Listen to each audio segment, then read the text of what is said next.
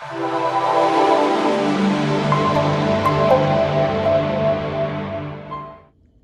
so we're batch prepping chicken thighs. So what I really like to do is I like to take like a couple different packages of chicken thighs because it takes exactly the same amount of time to prep 3 as it does to prep 24. So let's find the amount that's gonna make the most sense for you on a weekly basis. Once you have your chicken thighs out, it's the best thing you can do rather than committing to a single spice or flavor. Hit them with a pepper and then hit them with some salt.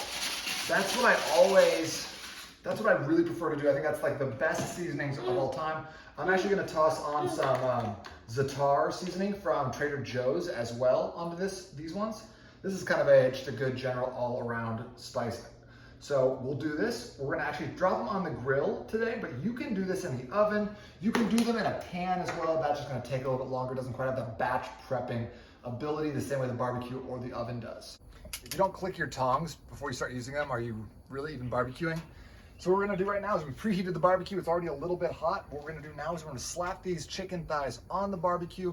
The trick here is when you touch your chicken thighs to see, if you touch right here, it's a little too soft. If you touch right about there, that's perfect. So you can actually touch the chicken thighs with your tongs, with your finger to determine if they're done or not. What I like to do is take these chicken thighs that have been seasoned on top and then flip them over, throw them on the grill like this.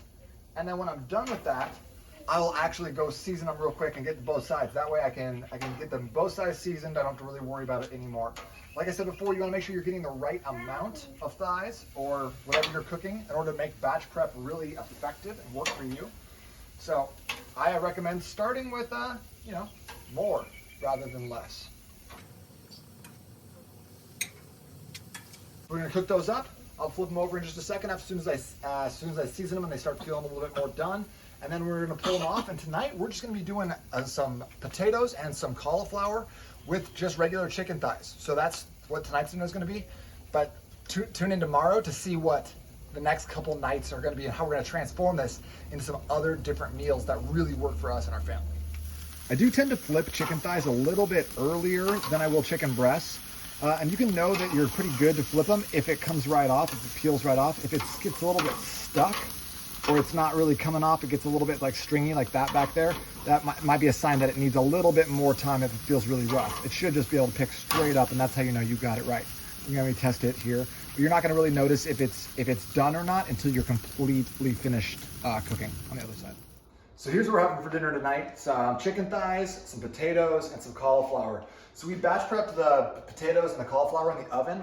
All this is just getting the cutting board out, chopping them up a little bit finely. The potatoes need about 40 minutes in the oven. You just slide them in there. I do, again, some oil, salt, and pepper on those. Same with the cauliflower, which is gonna need close to like 20, 25. Watch them just until they get a little bit crispy, then pull them off. With the rest of this chicken that we have right here though, this is just going straight into we'll put it into a Pyrex Tupperware.